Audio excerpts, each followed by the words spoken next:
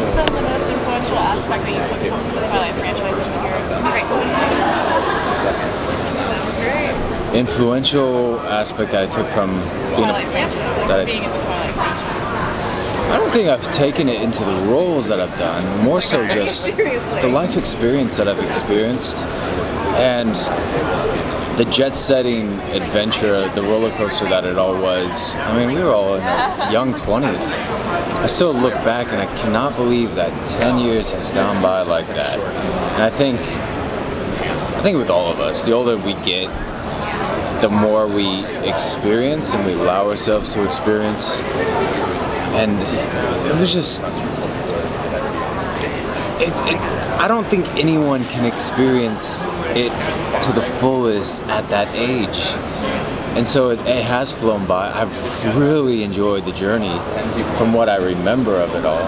Because there's so many Comic-Cons that you do, or conventions, or premieres.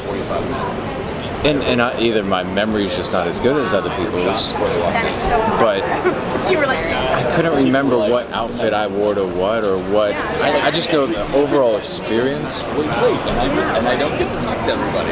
were some of the best moments of my life. And these past 10 years, thanks to Twilight, like really the gratitude that I have for being a part of this and working with so many talented actors and directors, but also the fans that have become friends. Like I'm such a people person, so it's great to still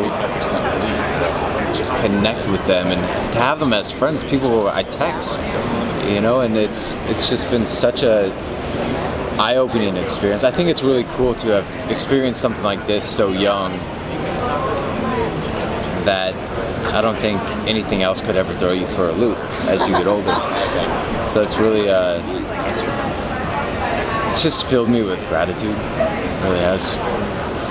What was it sort of like as an actor playing this particular role, but then not having sort of the consistency of having a singular director, a singular vision? How was it for you to like have to adjust with every different person that was adding new layers to how the movies were filmed, how it was like produced, how like you would have to act? Was it like what were the challenges of that kind of thing? Well, that's the great thing about having Stephanie Meyer write books. And before, when I auditioned, I didn't know there was a book series. So I auditioned. I thought it was a little weird, but my character only had 4 lines, and they were funny, and I love doing comedy. Yeah. So the great thing about working in an environment, an atmosphere like the Twilight Saga was that they were the directors that were switching out, not the actors for the most part. And so with each new movie, yes, Melissa wrote the script and you would have different nuances throughout the script, but there was so much trust for each actor, especially because Catherine, I feel like, is such a stickler for who she casts. Like, I feel like she is the hardest, she had the hardest job, but yet she was the most precise with her casting. That every other director had it pretty easy because she did the hard work of finding actors to portray these characters who would do the best job and do them justice and that the fans would be happy with. So each movie that came along, for me, I was just able to add more and more and more to Emmett. And no, like, it is one of those lucky things where I don't think Emmett was fully seen, but you saw a good chunk. But if he had more in the movies, or you were able to show the origin of him with how Rosie found him, you'd be able to see more. And I would love to do that someday. Me too. Yeah. So knowing what you know now of what Twilight became, if you could tell 10 years ago you as you were auditioning a message, what would it be?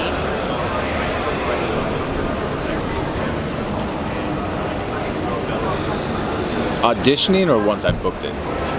Either.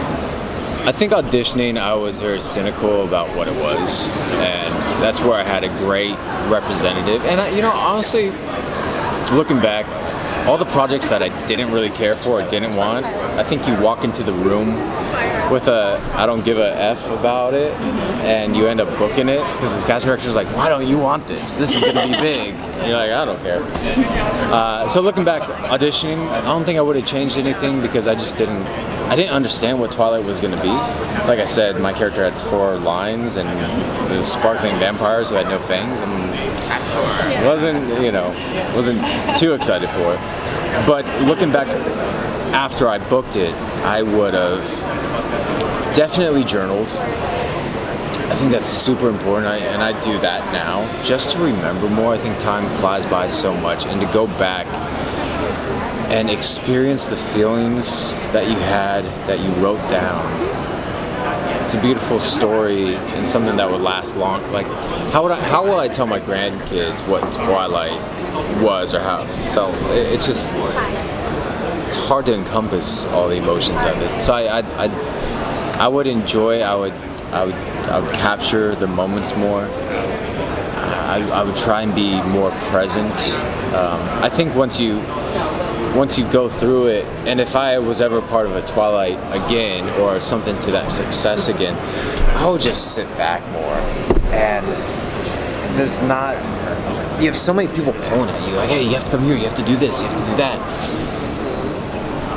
I would just enjoy. I had fun, but there was a lot of stress with it as well. So I would enjoy it more.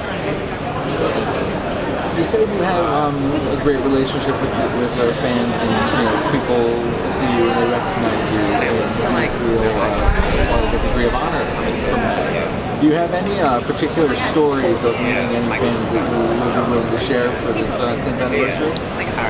There's so many stories.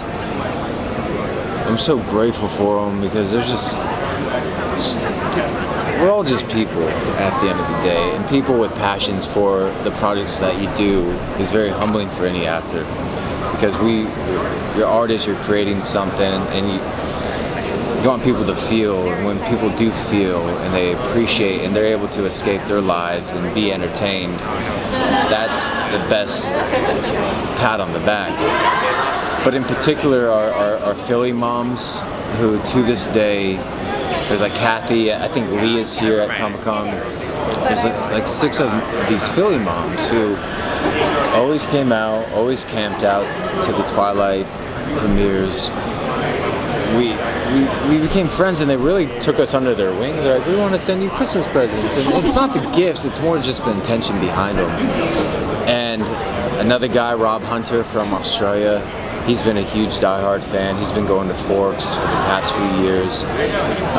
Just this last time in Forks, he helped one of my smaller companies out by doing a booth up there. He's like, I love your product, I love you guys, I'd love to hang out and give and sell some of these products and then donate the proceeds to a local charity. And we're like, bless your heart for doing that. It was so sweet. Then Danielle. Can you talk about the products? Blackout bands. So it's this, it's like a sleep mask, but they're sunglasses that are completely blacked out. So you don't have to wear the, sleep mask on your head on airplane flights or at the beach. He lives in Australia, so he's like, anytime I'm at the beach, put these on. No one's stealing my bag because I have a towel over my head.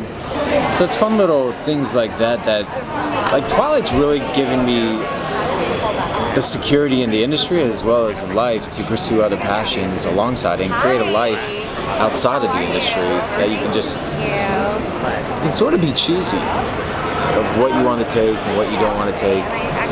And the power of no is very powerful in the industry. So it's always weird saying no to different things, but it's really a blessing to be in a position where you did make a name for yourself, that you aren't still, okay, maybe I should take that movie or that opportunity because it might do this. And with the influx of actors and the shortage of work, it's getting harder and harder to do that. It's been, I don't know, I can't believe it's been 10 years.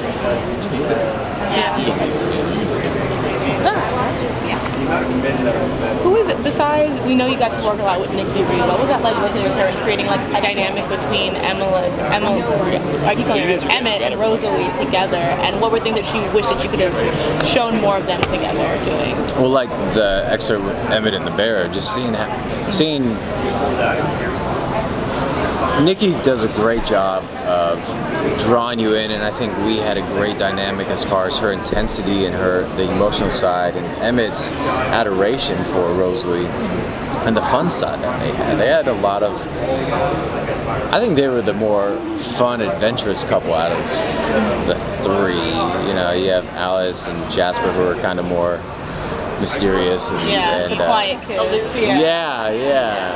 Introverted and reclusive, and then Bella and Edward were kind of Gross. in a And they're really hyper lovely though.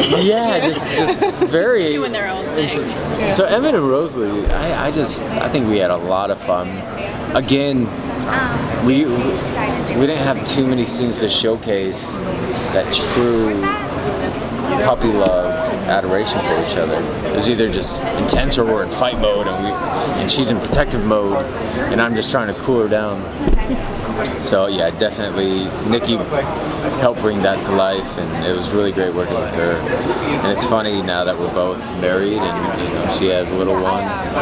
We're all growing up.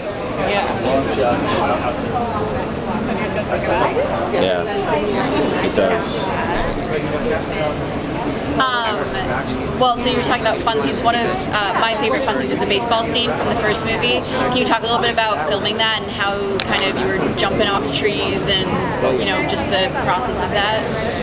Yeah, that was a really unique experience. It was just really fun. I kind of wish we had another baseball scene, and I wish we had that continuous baseball scene in all the movies, because that was just really fun. We went out. Catherine's like, let's go hit some balls. Half the time I didn't even know the camera was on unless it was right in front of my face. I think there's one scene where it's like shadow boxing, and they're like, all right, Kellan, do that.